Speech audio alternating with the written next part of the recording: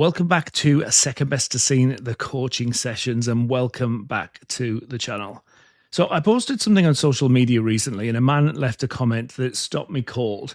He said to me, I'll be happy when I find the one. Until then, life just feels pretty pointless. And as always, I sat with that for a while because I could see the trap he'd walked into.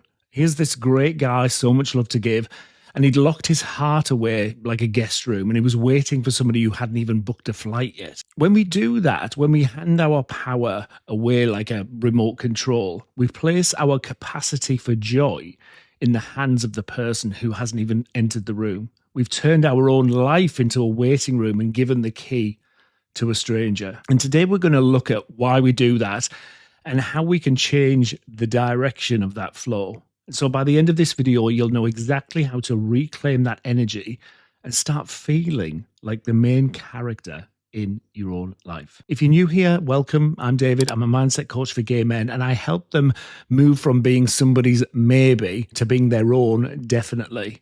And if you've spent your life holding everybody else up while quietly becoming invisible, you're in exactly the right place, my friend. So pull up a chair, grab a cuppa, and let's get into it. And I want you to think about all of that love that you're ready to give the one.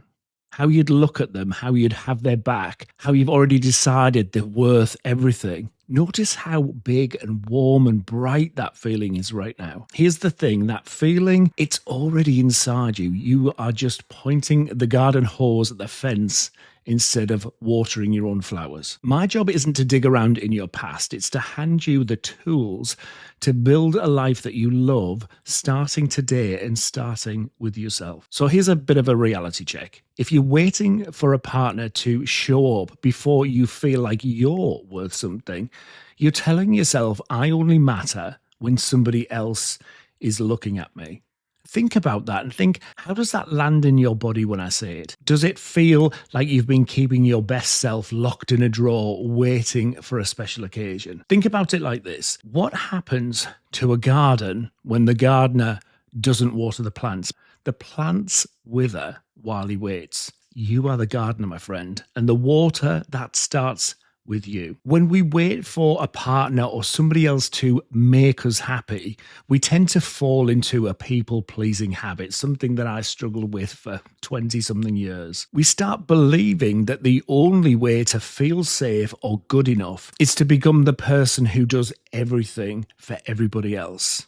You become the guy who always says yes, always available, always the one smoothing things over, holding things together, making sure everybody else is okay. And that habit probably made sense a few years ago. It was the smart way to keep the peace and feel safety. But now it keeps you feeling like love is something that you have to act your way into.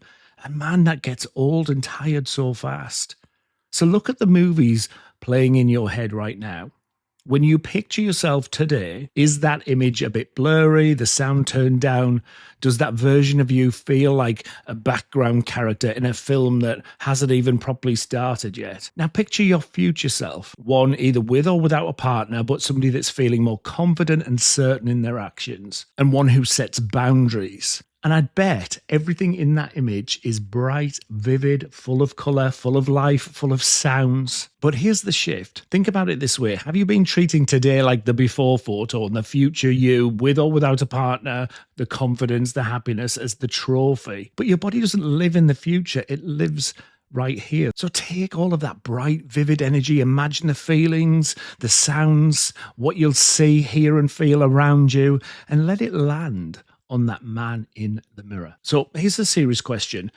What are you saving for the one that you could give yourself today? Maybe you've been saving the good cooking and the good recipes for when somebody else is at the table, or extending patience and kindness to somebody else that you've imagined, while the man in the mirror is just waiting for you to look at him and do the same. Think about that devotion, that warmth, that I've got your back feeling. Now turn it around and let that love land on you first, my friend. Don't just think it. Notice what happens in your body. Does your breathing start to slow? Do you feel a bit more solid in your chair? That's your best energy coming back home, and you have to give it to yourself first. So there's this guy in my coaching community, and he had a really, really stark wake-up call because he realized he'd been living his life like a dress rehearsal, buying the clothes that he didn't wear or keeping half his wardrobe empty just in case a partner moved in, and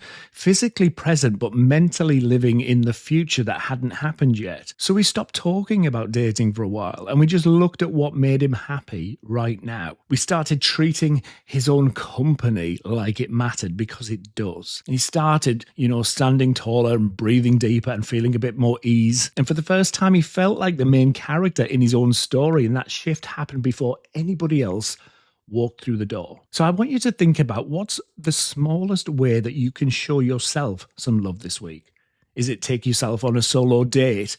Leave yourself a kind note in the kitchen that you'll find tomorrow morning? Finish that one thing that you've been putting off and give yourself a proper high five in the mirror. You might hear a little voice calling this self-indulgent or silly, and just notice it. That's the old habit doing its job, trying to keep you in that familiar territory. Plenty of people will say life is too short to keep saving your best self for somebody who hasn't arrived yet. You have to be the destination first, my friend. Now, if this landed with you, I want you to drop a comment below and think about what's one thing you're going to stop saving for the one or for somebody else and start giving to yourself right now. And if you're ready to stop feeling like second best, something that I struggled with for 20, 30 years, and start feeling like you're being seen, the Freedom Community is my coaching space that you can join for free, and I would love to see you walk through the doors.